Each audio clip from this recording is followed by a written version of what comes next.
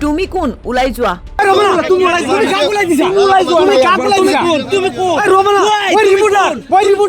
আমাৰ দলৰ হৈ এটাও মাত মাতিব নোৱাৰিবা একদম চুপ থাকে সাইলেন্ট থাকিবা আমাৰ দলৰ হৈ তুমি একদম মাত মাতিব নোৱাৰিবা তুমি কোন হয় না কি হয় কথা পাতিবা এই কি হয় ৰিপোৰ্টাৰ বেছি কথা নকবা তুমি ওলা প্ৰশ্ন কৰাই ভুল হ'ল সাংবাদিকৰ বাবে দলগাঁৱত এআইডিএফৰ প্ৰাৰ্থী মজিবুৰ ৰহমানৰ প্ৰচাৰ সভাত লাগিল অথন্তৰ এআইডিএফৰ প্ৰাৰ্থী মজিবুৰ ৰহমানৰ ঘনিষ্ঠই সাংবাদিকে প্ৰশ্ন কৰাৰ পিছতেই আক্ৰমণৰ লক্ষ্য কৰি লয়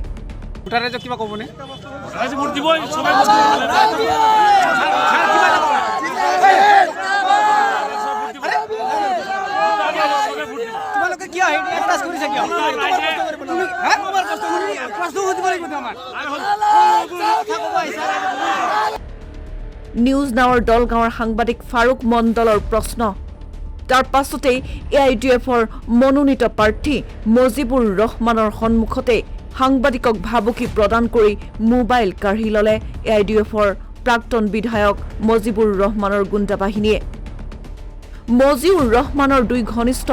গাজিউৰ ৰহমান আৰু জাকিৰ হুছেইনৰ বিৰুদ্ধে উত্থাপিত হৈছে সাংবাদিকক আক্ৰমণ কৰাৰ অভিযোগ এই ঘটনাৰ পিছতেই অঞ্চলজুৰি সৃষ্টি হৈছে প্ৰতিক্ৰিয়া প্ৰশ্ন উঠিছে এআইডিএফৰ প্ৰাক্তন বিধায়ক মজিবুৰ ৰহমানে কিয় ভয় কৰে সাংবাদিকৰ প্ৰশ্নলৈ ইতিমধ্যে দলগাঁও মিডিয়া চাৰ্কুলৰ সহযোগত এজাহাৰ দাখিল কৰিছে সাংবাদিকগৰাকীয়ে ইফালে এজাহাৰ দাখিল কৰাৰ পিছতে এআইডিএফৰ গুণ্ডা বাহিনীয়ে সাংবাদিকজনৰ লগতে তেওঁৰ পৰিয়ালৰ প্ৰতি বিভিন্ন ধৰণৰ ভাবুকি প্ৰদান কৰাৰো গুৰুতৰ অভিযোগ উত্থাপন হৈছে এআইডিএফৰ এখন নিৰ্বাচনী প্ৰচাৰ হৈ আছিল শিলগুৰিত সেই সময়ত প্ৰাক্তন বিধায়ক মজিবুৰ ৰহমান এআইডিএফৰ বিধায়ক মজিবুৰ ৰহমান নিৰ্বাচনী প্ৰচাৰত ভাষণ দি আছিল আৰু মই তাতে বাতৰি যুগুত কৰি আছিলোঁ যেতিয়া ভাষণ শেষ হৈছিল ভাষণ শেষৰ অন্তত মই বাইট ল'বলৈ গৈছিলোঁ আৰু বাইট যেতিয়া লৈ আছিলোঁ মই এটা প্ৰশ্ন কৰিছিলোঁ যে ভোটাৰ ৰাইজক কি ক'ব এইখিনি কোৱাৰ লগে লগে এমএলএৰ লগত থকা প্ৰাক্তন বিধায়কৰ লগত থকা গুণ্ডা বাহিনী জাকিৰ হুছেইন আৰু গাজিউৰ ৰহমান দুইজনে মোক গল্টা মাৰি পেলাই দিছে পেলাই দিয়াৰ লগে লগে মোৰ হাতৰ পৰা মোবাইলটো কাঢ়ি লৈ গৈছে আৰু ক'ৰবাত পেলাই দিছে মোৰ মোবাইলটো অলৰেডি ডেমেজ হৈ গৈছে তাৰপিছত তেওঁলোকে মোক ভাবুকি দিছে বিভিন্ন ধৰণৰ ভাবুকি দিছে মই কোন হওঁ বুলি মই কোন তুমি আমাৰ দলৰ হৈ কোনো মাত মাতিব নোৱাৰিবা মোক বাতৰি সংগ্ৰহ কৰিব নিদিয়ে আৰু ভৱিষ্যতে যদি মই এআইডিএফৰ কোনো ধৰণৰ নিৰ্বাচনী প্ৰচাৰত যাই বাতৰি যুগুত কৰোঁ তেনেহ'লে মোক হত্যাৰ দৰে প্ৰাণনাশৰ ভাবুকি দিছে আৰু লগতে মোৰ পৰিয়ালৰ প্ৰতিও এটা ভাবুকিৰ সৃষ্টি কৰিছে আৰু তাৰপিছত মই এই বিষয়ে শিলগুৰি থানাত এজাহাৰ দাখিল কৰিছোঁ আৰু লগতে তাৰপিছত মোক ফিজিকেলি তেওঁলোকে বিভিন্ন ধৰণৰ ভাবুকি দিছে যদি আপোনালোকে এইটো এজাহাৰ উঠাই নলয় তেনেহ'লে অনাগত দিনত আপোনাক শিলগুৰি বজাৰত উঠিব দিয়া নহয় আৰু আপোনাক এনেকুৱা বাতৰি যুগুত কৰিবলৈ দিয়া নহ'ব বুলি এনেকুৱা কিছুধৰণৰ ভাবুকি প্ৰদান কৰিছে হয় মই দলগাঁও মিডিয়া